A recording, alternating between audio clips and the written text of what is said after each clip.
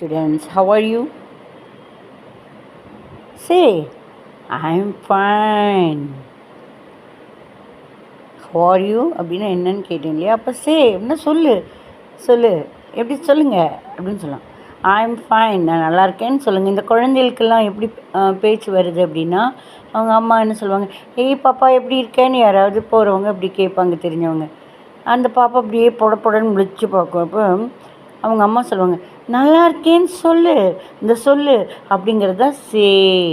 அப்போது சே சொல்லி நான் ஒவ்வொன்றும் சொல்கிறேன், நீங்கள் அதை ஃபாலோ பண்ணிங்கன்னா உங்களுக்கு புரிஞ்சிடும். சரிங்களா? ஹவ் ஆர் யூ அப்படின்னு யாராவது கேட்குறாங்க. சரிங்களா? அப்போது நீங்கள் தான் என்னோடய குழந்தைகன்னு நினச்சிக்கலாம். என்னென்ன ஸ்டூடெண்ட்ஸ் தானே, என்னோடய ஸ்டூடெண்ட்ஸ் நீங்கள். அப்போ தான் எனக்கு சொல்லிக் கொடுக்க தோணும்.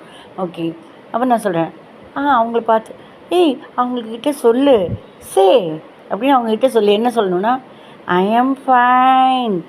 சிலப்போ இன்னொருத்தவங்க வராங்க, பேபி ஹவ் ஆர் யூ அப்படின்னு கேட்டாங்கன்னா, எப்படி இருக்கேன்னு கேட்டிங்கன்னா, சே சொல்லு என்னன்னு சொல்லணும், ஐ ஆம் ஃபிட் ஆஸ் அ ஃபிடில். தந்தி இல்லா வீணை சுகம் தருமா.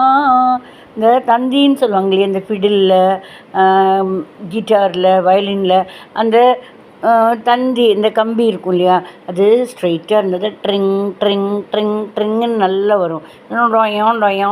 டொயான் ஆகும். ஸோ ட்ரிங் ட்ரிங் அது நல்ல இசையாக வரணும்னா அது நல்லா ஸ்டிஃபாக இருக்கும் இல்லையா. ஸோ ஐ ஆம் ஃபைன், ஐ ஆம் ஃபிட் ஆஸ் அ ஃபிடில்.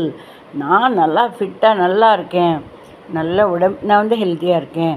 ஃபிடில் எப்படி, ஸ்ட்ரிங் நல்லா டைட்டாக இருந்தால் நல்லா இசை வாசிக்கிற அளவுக்கு நல்லா இருக்குது அந்த மாதிரி. அப்போது ஒரு குழந்தை இடுப்பில் உட்காந்துருக்கு, ஒருத்தவங்க கேட்குறாங்க, ஹவ் ஆர் யூ பேபி அப்படின்னு. அவங்க அம்மா சொல்கிறாங்க, சே சொல்லு. அது பொடன்னு பார்க்கும். சே ஐ ஆம் ஃபிட் ஆஸ் அ ஃபிடில் அப்படின்னு சொல்லலாம். சரிங்களா?